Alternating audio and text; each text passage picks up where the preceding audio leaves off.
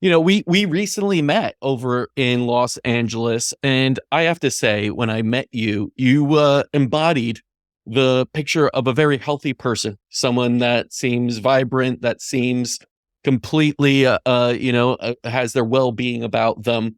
Yet you suffered for so long. So I know looks could be deceiving, but number one, congratulations on literally coming back from what I know is a long, long battle. And I know it's not over ever. We're always healing, but that's definitely a good step in things. But maybe we could start somewhere at the beginning here in seeing how you came about, when your health issues came about, and this journey that you've been battling for so long. Yes. So my story starts in New York in 96. I came to New York from Ukraine originally. I was almost 16 years old. Went to high school, started meeting friends, started going upstate New York for some Ukrainian festivals, camping, having fun with my friends. And that's when my symptoms started to develop around 98, 99. I was always active in my life. I was a gymnast when I was very young. Then I went into dancing, diving, all kinds of sports. And even when I came to United States, I did some volleyball as well. So I slowly started to develop symptoms such as brain fog, some joint pain, some random rashes on my body, and I really didn't know what was happening.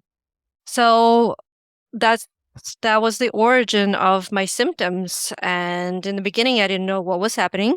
I considered, that I was stressed. I was so busy with school and work and everything. So I thought maybe it's the stress. And I also thought maybe it was my gymnastics aftermath. I had a lot of injuries. I thought, okay, my joints are hurting from that. That's why I can't, walk up the stairs. It's probably from that. So I kind of, explained that away. And slowly, my symptoms started getting worse and worse and worse over the years. Yeah. It's one of these things that Lyme progresses. Sometimes it's a fast progression, sometimes it's incredibly slow. When Yeah, was and it? for me, it was very slow. Yeah. Slow. So it's also probably a little tricky because you're thinking, oh, this is a slow progression. It can't be anything that serious. And when was it that you started to actually contemplate or came up with the realization that you were suffering from Lyme disease? Well, I didn't know it was Lyme, but I knew that there was a problem when I was in college in my grad school. I was seeing patients and I couldn't really concentrate during sessions. I couldn't really write my papers. My brain was scrambling. I was typing nonsensical words. It was just very bizarre symptoms started to happen. And I was really into yoga. And then I noticed I couldn't do standing poses, things like that. So a lot of symptoms started to get worse. And I thought, okay, there's something wrong with me. I Mm. don't know what it is, but I need to figure it out.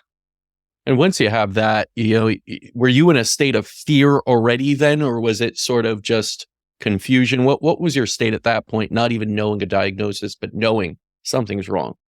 I was confused. I Yeah. was like, I'm young, I'm in my 20s. That's very bizarre. But I was still thinking maybe it's just stress, that's just Hmm. I'm overworking myself. I just need to take it easy and everything will be okay. And so, did you start to take it easy? Not really, because, my schoolwork was so, overwhelming. And, I was working, I was a type A personality, go, go, go. I lived in New York. You can't That's how take New it easy in New Yorkers, yeah, York. you Yeah. can. Us Oh, New no, Yorkers never take it easy. no, no. And so you're trying to push through it, which I've heard from so many people. You just go about your work and everything. You're going to have good days. You're going to have bad days. When was that breaking point for you where you had to say something's really wrong and I need to really find the answer now? Yeah, when my sleep tanked and Mm. I would wake up completely like dead. I couldn't like function. I couldn't even make it to school. I would drive and I would pull off to the side of the road and literally would have to take a nap, Hmm. it was just so exhausting. And then by the time I would get to school to see patients, I would want to go home. So I knew that I needed to really explore what was happening to my body. And what was the first step for you in that exploration? Because I know it's usually not that you just end up right away with, hey, this is Lyme, and you kind of go from there. How was your kind of journey to even getting the diagnosis? Well, my husband, who was diagnosed with chronic fatigue syndrome at the time, Mm. he already knew the doctors, and he said, well, listen, your symptoms are very similar to mine, so maybe that's what you're developing, you know? So he sent me actually to his doctor. So I did not have a really bad experience with the doctors, as so many patients do, it's in Hmm. your head, blah, blah, blah. I actually went to a specialist in CFS. Well, I actually went to one, and he did not diagnose me with CFS. He said I just have a yeast condition, and Hmm. to do a yeast diet, he gave me nystatin. He said, this is what you need. So I kind of did his protocol, did not get better at all. And then I started looking for other functional medicine doctors. And that's when my real journey started.